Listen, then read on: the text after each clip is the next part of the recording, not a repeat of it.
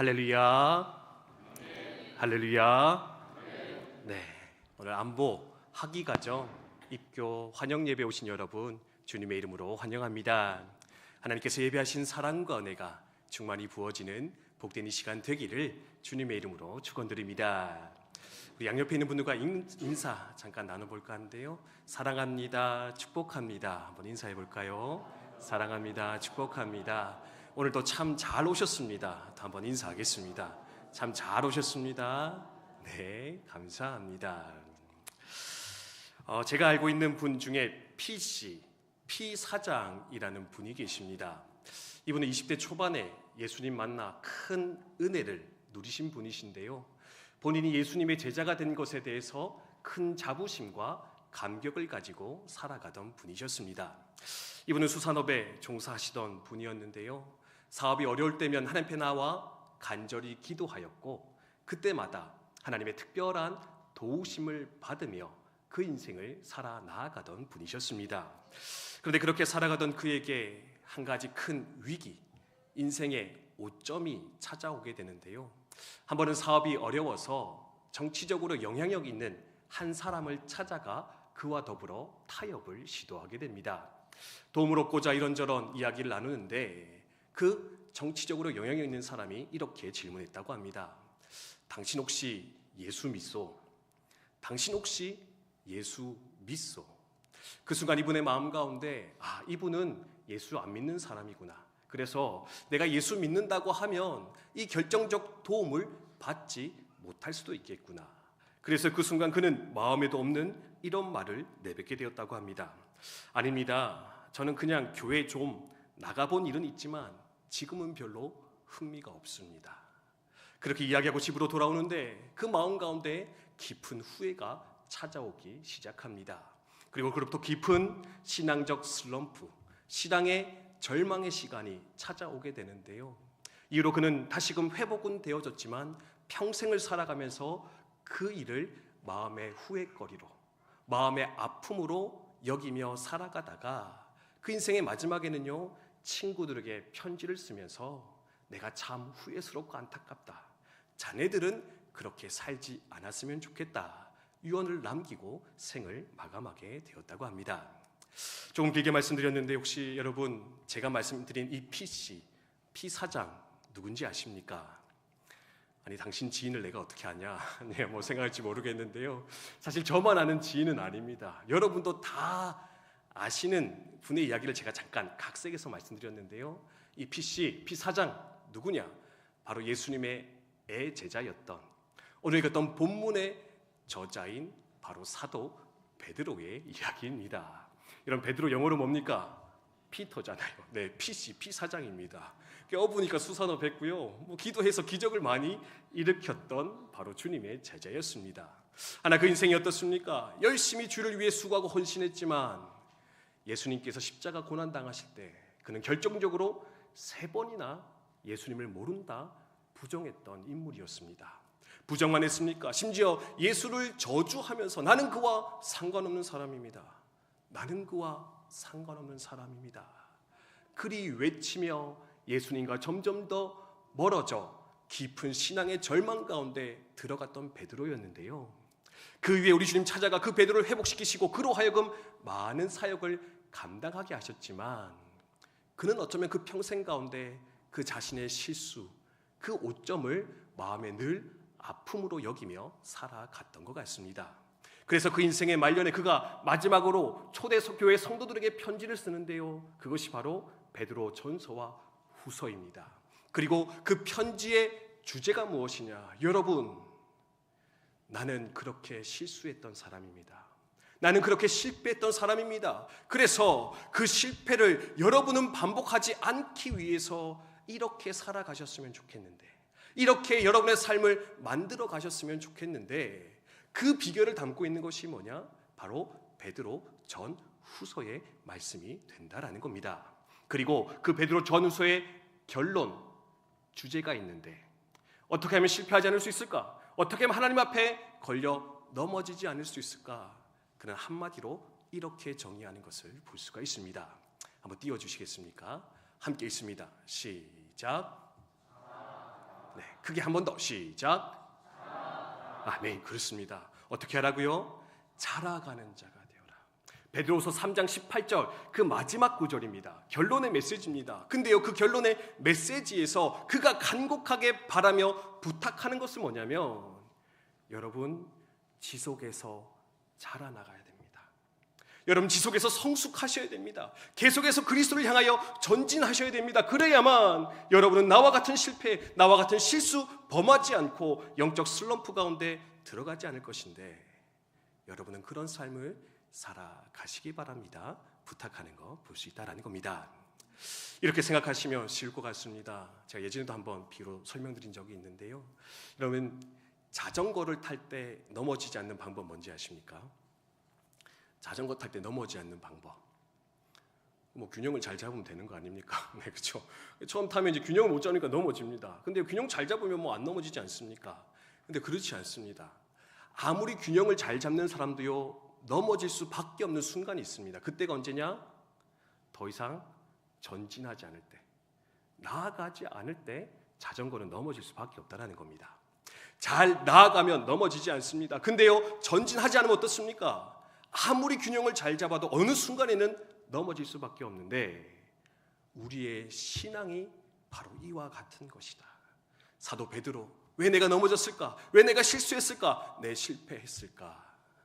이만하면 되었다 스스로 자부하며 그리스도께로 나아가기를 포기했을 때, 멈춰 섰을 때, 이만하면 되었다 스스로 만족하였을 때 나는 도리어 그 순간에 걸려 넘어질 수밖에 없었는데 여러분들은 멈추지 마시고 계속해서 전진하여서 그리스도의 장성한 분량에 그 하나님의 아름다운 열함의 삶을 끝까지 누리며 살아가는 여러분 되시기 바랍니다. 우리 가운데 도전하고 있는 것입니다.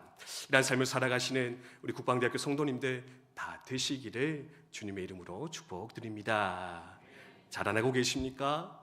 자라나기를 소망하고 계십니까? 이 마음의 이 결단이 이 밤에 다시금 저와 여러분 가운데 회복되어질 수 있기를 주님의 이름으로 축복드립니다. 그러면 자라나는 신앙생활, 계속해서 전진하는 신앙생활 감당하기 위해서 필요한 것이 무엇일까? 첫 번째는 이것이라 베드로 사도는 우리 가운데 말씀하고 있습니다. 위에 타이틀만 함께 있습니다. 시작. 네, 그렇습니다. 첫 번째는 뭐냐? 내가 아직도 영적 어린아이의 자리에 있구나. 내가 아직도 자라나야 할 삶의 과정들이 많이 남아있는 존재구나. 이것을 인정하시고 그런 나를 바라보시면서 성숙의 길로 들어가시는 저와 여러분 되셨으면 좋겠습니다. 이것도 1절과 2절인데요 함께 다시 읽습니다. 시작. 그러므로 모든 악독과 모든 기만과 외식과 시기와 모든 비방하는 말을 버리고 갓난 아기들 같이 순전하고 신령한 젖을 사모하라. 이는 그로 말미암아 너희로 구원에 이르도록 자라게 하려 함이라. 아멘. 무엇과 같이 사모하라고요? 갓난 아기들처럼 사모해라. 이 말을 바꿔 생각하면 너희들이 아직도 갓난 아기들의 자리에 머물러 있는데 그거 인정하고 그거 인식하고 그래서 자라나기를 소망하는 너희가 되었으면 좋겠다. 베드로 사도는 요청을 하고 있는 것입니다. 그래서 이렇게 정리할 수 있습니다. 여러분 성장을 위해서 필요한 것 첫 번째 스텝이 뭐냐? 바로 자기를 직면하는 것이다. 자기 인식, 그것이 바로 변화와 성숙의 출발점인 것인데 하나님, 내가 아직도 하나님 앞에 얼마나 연약한 인생인지, 얼마나 부족한 자인지, 아직도 얼마나 나아가야 될 여정이 많이 있는 자인지 고백하고 깨닫는 우리의 삶이 되게 하여 주시옵소서. 함께 기도하며 나아갈 수 있었으면 좋겠습니다. 제가 이렇게 영어를 항상 잘하고 싶다라는 소망은 있는데 항상 그 소망을 이루지는 못하고 살고 있거든요. 요즘은 저희 아들내미가 이제 초등학교 3학년 들어가는데 지가 영어 좀 배웠다고 저한테 자꾸 나서 잘난 척 하더라고요. 어느 날 깜짝 놀랐는데 제가 잘 모르는 단어를 얘가 알고 있더라고요. 그래서 야 진짜 아빠보다 내가 영어 잘한다 이야기하길래 야 이러면 안 되겠다 생각했었는데 영어 공부하겠다 얘기할 때마다 제 와이프가 제게 하는 말이 있습니다. 뭐냐? 가서 토익이든 탭스든 토플이든 시험을 한번 쳐봐라. 이 말인즉슨 뭐냐면 네 꼬라지를 알고 돌아와라. 이 말이거든요. 네가 뭐 이렇게 뭐 고등학교 때 공부 좀 했고 대학교 때 좀 영어 끌적거렸다고 지금도 잘할 줄 알아? 아니야, 당신 지금 보니까 상태가 말이 아닌데, 수준이 말이 아닌데, 그러니 가서 어떻게? 당신의 쌩얼, 그 수준을 직면하고 돌아와서 가슴을 치며 애통하며 다시금 그 공부의 자리로 들어가야 되는데, 뭐든지 변화, 성장을 위해서 필요한 것이 뭐냐? 아하, 나를 인정하는 것, 인식하는 것, 자기를 바라보는 것이 필요하겠구나, 우리는 생각할 수 있어야 한다는 겁니다. 그럼 영적 아이, 영적 자녀, 어린아이의 그 모습의 특징은 무엇일까? 사도 베드로는 이렇게 설명하는 것을 볼 수가 있습니다. 고린도서 3장 1절에서 3절의 말씀인데요, 같이 한번 읽도록 하겠습니다. 함께 읽습니다. 시작. 형제들아, 내가 신령한 자들을 대함과 같이 너에게 말할 수 없어서 육신에 속한 자 곧 그리스도 안에서 어린 아이들을 대함과 같이 하노라. 내가 너희를 저주로 먹이고 밥으로 아니하였노니 이는 너희가 감당하지 못하였음이거니와 지금도 못하리라. 너희는 아직도 육신에 속한 자로다. 너희 가운데 시기와 분쟁이 있으니 어찌 육신에 속하여 사람을 따라 행함이 아니리요. 아멘. 두 가지로 영적 아이의 수준을 사도 베드로 바울이 진단을 하고 있습니다. 첫 번째는 뭐냐? 바로 당신들이 어른의 양식을 먹지 못하고 있습니다. 바꿔 말하면 하나님의 말씀을 제대로 이해하지 못하고 있는데, 제대로 알지 못하고 있는데, 그러니 여러분들은 어린아이의 수준에 머물러 있는 것입니다. 그렇게 이야기하는 거 볼 수가 있습니다. 성도 여러분, 혹 우리 가운데 아무리 말씀을 들어도 제대로 이해되지 않는 분들이 계십니까? 그래서 저를 비난하시는 분이 있을지 모르겠는데요, 네, 물론 저의 잘못도 있을 것 같습니다. 제가 잘 풀어서 더 올바른 억양과 단어 선택을 통해 전달을 잘해야 되는데, 그것도 있지만은요, 한편으로는요, 아직 어린아이에 머물러 있기 때문에 하나님의 말씀을 읽어도 들어도 제대로 알지 못하는 상황 가운데 살아가는 성도들이 우리 가운데 있을 수 있다는 겁니다. 그런 분들이 계시면 진지하게 생각하며 자신을 돌아보시기 바랍니다. 내가 오랫동안 신앙생활했지만, 교회 다녔지만, 내가 아직 혹시 어쩌면 영적 어린아이의 수준에 머물러 있는 것은 아닐까? 두 번째로 사도 바울은요, 이렇게 설명합니다. 여전히 세상의 방식과 법칙으로 또한 행동하고 있다면 여러분은 영적 어린아이와 같습니다. 시기와 악독과 분냄과 세상 사람과 다름없는 모습으로 살아가고 있다면 그것은 또한 영적 어린아이의 수준에 머물러 있는 육신에 속한 자, 육에 속한 그리스도인에 불과할 것인데, 그러니 여러분, 그런 삶이 내게 있다면 나의 어린아이됨을 인정하시고 성장의 자리, 자라남의 자리로 들어오는 여러분이 되십시오. 우리 가운데 요청하는 것입니다. 두 번째로, 성장하기 위해서는 어떤 것이 필요할까? 이것이 필요한 것 같습니다. 띄워주시겠습니까? 함께 있습니다. 시작. 아멘. 그렇습니다. 두 번째, 이제 본격적으로 자라가기 위해서 필요한 것인데요, 그것은 뭐냐? 은혜를 사모해야 된다. 은혜를 경험해야 된다. 은혜를 깨닫는 자가 되어야 된다. 기억하시기 바랍니다. 우리 골로새서 1장 6절 아니고요. 일단 3장 18절이 먼저인 것 같은데요. 네, 그 앞에 있는 베드로후서 3장 18절 함께 읽습니다. 시작. 의 은혜와 그를 아는 지식에서 자라가라. 영광이 이제와 영원한 날까지 그에게 있을지어다. 아멘. 3장 18절에서 자라나라 하면서 먼저 이것을 알아라 이야기하는데, 그게 뭡니까? 예수 그리스도의 은혜, 예수 그리스도의 은혜를 아는 것에 자라나야 됩니다. 그래야 성장은 일어납니다. 고백하는 것을 볼 수가 있습니다. 예전에 영국에서요, 종교회의가 열린 적이 있다고 합니다. 각 종교의 지도자들이 모여서 각 종교에 대해서 함께 이야기 나누는, 토론하는 시간이 있었는데, 이제 기독교의 순서가 되어서 이런 화두가, 주제가 제시가 되었다고 합니다. 그게 뭐냐면, 기독교의 독특함이 뭐냐, 다른 종교와 구별되어지는 기독교만의 특징은 무엇일까, 이것에 대해서 토론을 하기 시작했다고 합니다. 어떤 사람은 이렇게 얘기합니다. 성육신의 사건이 기독교의 독특함이지 않겠습니까? 하나님이 인간 되셨는데 이거 얼마나 대단한 일입니까? 놀라운 사건입니까? 근데 어떤 사람 말하기를 그것도 참 대단하지만 다른 종교에도 보면 신이 인간이 된 사건들이 있지 않습니까? 그것은 기독교만의 독특성은 아닌 것 같습니다. 그래서 어떤 사람은요, 부활의 사건이 기독교의 독특함이지 않겠습니까? 또한 이야기를 했다고 합니다. 그러니까 또 옆에 있던 사람이 부활이 물론 특별한 사건이긴 하지만 다른 종교에도 죽었던 사람이 살아나는 사건 있지 않습니까? 그것이 기독교만의 독특성은 아닌 것 같습니다. 그러자 그 자리에 있었던 C.S. 루이스라고 하는 한 신학자가 벌떡 일어나 이렇게 외쳤다고 합니다. 기독교의 독특성이 무엇이냐? 그것은 바로 은혜입니다. 기독교만의 독특성이 무엇이냐? 바로 은혜입니다. 그렇게 얘기했을 때 거기 있는 많은 사람들이 고개를 끄덕이며 동의할 수밖에 없었다. 그렇게 알려지고 있습니다. 여러분, 은혜 무엇입니까? 받을 자격 없는 자에게, 받을 조건 없는 자에게 거저 주어지는 호의, 선물을 가리켜서 은혜라 이야기하는데, 이 은혜야말로 기독교의 독특성, 기독교의 핵심, 중심이 되어질 것인데, 우리가 신앙적으로 자라나기 위해, 성장하기 위해서 필요한 것이 뭐냐? 이 은혜를 경험하는 인생, 은혜를 고백하는 자, 은혜를 아는 자 되어졌을 때 비로소 우리 가운데는 신앙의 성수, 성장은 일어나게 될 것이다. 여러분 기억하셨으면 좋겠다라는 겁니다. 여러분 마음 가운데 은혜의 고백이 있으십니까? 은혜에 대한 경험이 있으십니까? 하나님, 나 같은 죄인을 사랑해 주셔서 당신의 자녀 삼아 주시니 감사드립니다. 나같이 능력 없는 인생, 죄 많은 인생, 독생자 예수 그리스도의 십자가로 말미암아 죄 사함 받게 하시고 사랑하셔서 지금까지 내 인생 살아오게 하시니 감사드립니다. 내 힘으로 산 것이 아니라, 내 노력으로 되어진 것이 아니라, 이 모든 것들이 하나님의 은혜로, 사랑으로 되어진 것일진데, 이 고백이 있을 때 비로소 진정한 그리스도인, 진정한 그리스도를 닮아가는 성숙한 신앙인으로 우리 들어갈 수 있을 것인데, 내 안에 이것이 있는가 늘 돌아보며 점검하면서 그것을 사모하여 나아갈 때 우리 가운데 진정한 성숙은 일어나게 될 것이다. 여러분 기억하시면 좋겠습니다.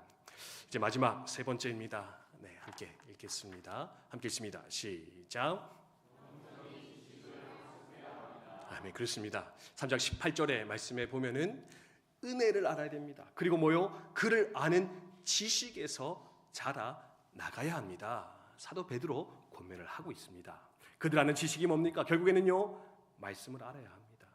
하나님을 아는 지식, 그 통로로서 하나님께서는 이 성경, 하나님의 말씀 우리 가운데 주셨는데, 그러니 여러분 이 말씀을 먹고 마시고 내 삶에 채워나감으로써 마치 어린아이가 젖을 먹고 자라나듯 우리는 그 영적인 젖, 영적인 생명의 양식, 하나님의 말씀을 먹고 마실 때 한 걸음 한 걸음 그리스도 앞으로 자라나가게 될 것인데, 여러분 말씀을 먹고 마시는 그것에 수고하며 열정을 내어 그리스도 앞으로 나아가는 자가 되십시오. 우리 가운데 고면하는 거 볼 수 있다는 겁니다.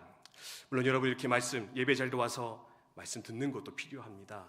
근데 여러분 권면드리는 것은요, 스스로 말씀을 찾아 먹고 마실 수 있는 어른의 자리, 어른의 수준에 이를 수 있는 저와 여러분이 되셨으면 좋겠습니다.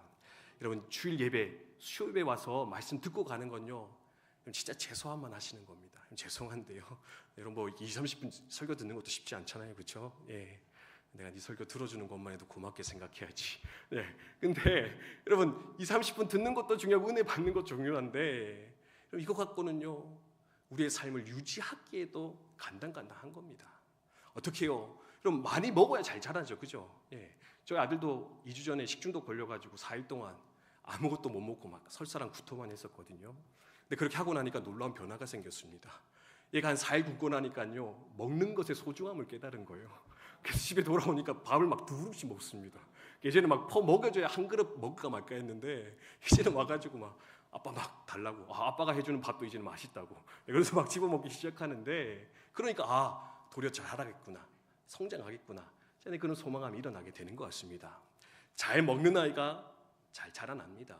이것은요 영적인 생활에서도 마찬가지일 것인데, 영의 양식을 더 많이 먹고 마심으로써 영적 어른의 자리, 거린의 자리, 거인의 자리, 거부의 자리에 서서 그렇게 흔들림 없는 신앙의 여정, 끝까지 주를 위해 헌신하며 충성하여 살아가는 복된 인생들 다 되시기를 주님의 이름으로 축복드립니다.